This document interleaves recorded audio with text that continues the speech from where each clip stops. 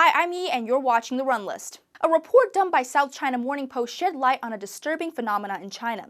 The article talks about how foreign teachers with a history of child abuse have been getting teaching jobs in China without background checks. Just this year, 4 foreign teachers have been arrested for sex offenses involving minors. One notable case was an American English teacher named David McMahon, who was arrested this June for abusing 4 girls and 2 boys, aged 6 to 10. In this case, all the victims were foreign nationals. He reportedly took the children alone to secluded areas on the pretext of checking their homework, then forced them to take off their clothes and molested them.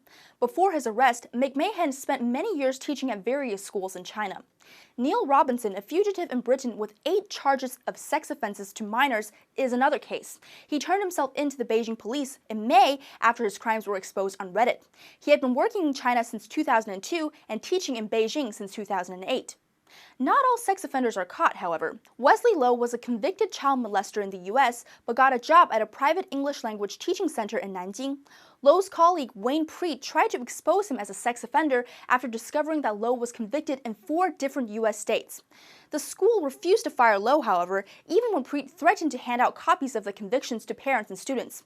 Instead, the school transferred Lowe to another school in Nanjing in 2009.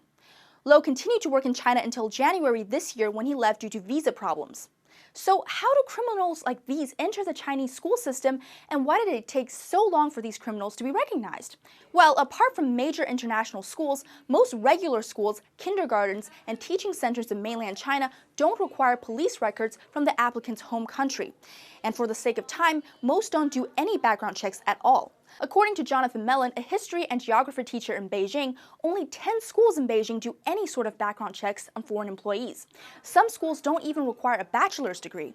In addition to the school's lack of due diligence, the Chinese government may also be partially responsible. Among the list of documents necessary to obtain an employment visa in China, a certificate of no criminal conviction is not required anymore. This explains how sex offenders can enter the country so easily.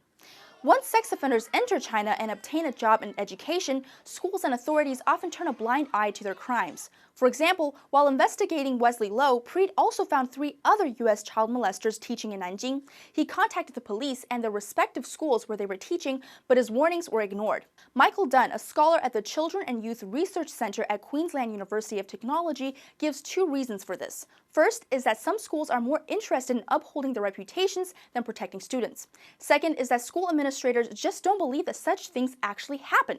Those who have read the report have commented that while foreign sexual predators are indeed a concern, attention should not be diverted from sex crimes committed by Chinese nationals. Recently, China has seen several cases involving local teachers who abuse and molest their students. 6 young girls in a village in Jiangxi developed genital warts after being sexually abused by their 62-year-old teacher. Then there's the even more notorious case of a school principal in Hainan province taking elementary school students into a hotel, possibly drugging them and raping them. These were shocking cases to say the least, but sadly, they're not that uncommon. In my opinion, not only should school administrations and police authorities establish stricter requirements for teachers, both foreign and local, students should also be taught how to better protect themselves from sexual predators, such as what are the signs, what is inappropriate behavior from a teacher, and who they can reach out to. So what do you think should be done to protect Chinese children? Let us know in the comment section below, and don't forget to like, subscribe, and share this video.